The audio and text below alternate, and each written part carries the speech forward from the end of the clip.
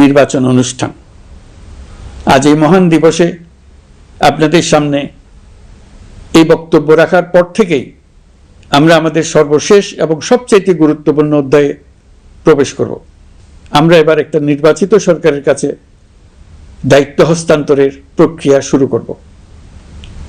অন্তর্বর্তী সরকারের পক্ষ থেকে আমি প্রধান নির্বাচন কমিশনারের কাছে চিঠি পাঠাবো যেন নির্বাচন কমিশন আগামী রমজানের আগে 2026 সালের ফেব্রুয়ারি মাসে জাতীয় নির্বাচন অনুষ্ঠানের আয়োজন করেন। আপনারা সকলেই দোয়া করবেন যেন সুন্দরভাবে নির্বাচন অনুষ্ঠান করে এদেশের সকল নাগরিক একটি নতুন বাংলাদেশ গড়ার কাজে সফলভাবে এগিয়ে যেতে পারে। এই দলিল প্রণয়নের জন্য আমি সকল রাজনৈতিক দলের নেতৃবৃন্দকে এবং ঐকমত্য কমিশনের সদস্যবৃন্দকে, বিশেষ করে এই উদ্যোগের নেতৃত্ব দানকারী প্রফেসর আলী রিয়াজকে জাতির পক্ষ থেকে অশেষ কৃতজ্ঞতা ও ধন্যবাদ জানাচ্ছি। রাজনৈতিক দলের প্রতিনিধিরা অত্যন্ত সৌহার্দ্যপূর্ণ পরিবেশে আলোচনায় অংশ নিয়েছেন। মতপার্থক্য থাকা সত্ত্বেও সকল রাজনৈতিক দলের মধ্যে ঐকমত্য তৈরির চেষ্টা ছিল।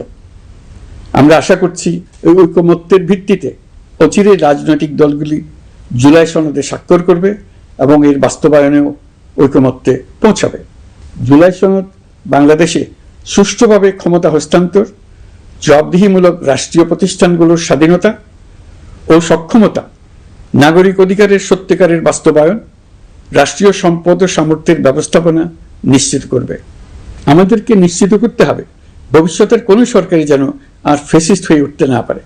রাষ্ট্রকে এমনভাবে মেরামত করতে হবে যাতে কখনো কোথাও ফ্যাসিবাদের লক্ষণ পাওয়া গেলেই সেটিকে যেন তাৎক্ষণিকভাবে সেখানেই নির্মূল করা যায়, আর যেন 16 বছরের জন্য অপেক্ষা করতে না হয়, বহু মানুষকে প্রাণ দিতে না হয়, আমাদের যেন আরেকটি গণ অভ্যুত্থানের প্রয়োজন না হয়।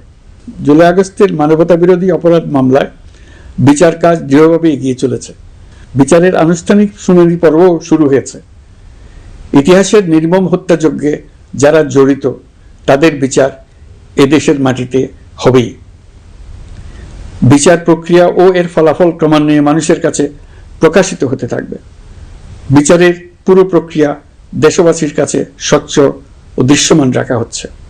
এবার আমাদের সর্বশেষ দায়িত্ব পালনের পালা, নির্বাচন অনুষ্ঠান। আজ এই মহান দিবসে আপনাদের সামনে এই বক্তব্য রাখার পর থেকেই আমরা আমাদের সর্বশেষ এবং সবচেয়ে গুরুত্বপূর্ণ অধ্যায়ে প্রবেশ করব। আমরা এবার একটা নির্বাচিত সরকারের কাছে দায়িত্ব হস্তান্তরের প্রক্রিয়া শুরু করব। অন্তর্বর্তী সরকারের পক্ষ থেকে আমি প্রধান নির্বাচন কমিশনারের কাছে চিঠি পাঠাবো যেন নির্বাচন কমিশন আগামী রমজানের আগে 2026 সালের ফেব্রুয়ারি মাসে জাতীয় নির্বাচন অনুষ্ঠানের আয়োজন করেন। আপনারা সকলেই দোয়া করবেন যেন সুন্দরভাবে নির্বাচন অনুষ্ঠান করে এদেশের সকল নাগরিক একটি নতুন বাংলাদেশ গড়ার কাজে সফলভাবে এগিয়ে যেতে পারে।